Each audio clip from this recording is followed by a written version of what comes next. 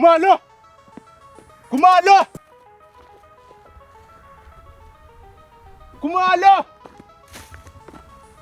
Fonini yakuva khona apha. Awuvele efonini. Yakuva fonini sibeke. Yakuva yakhala mntakatata yintoni ngxaki? Fonini. Vile pa ufaka ubabuyile. Nomama ufile pa la gqwethe leya. Bajola thina ke ngoku.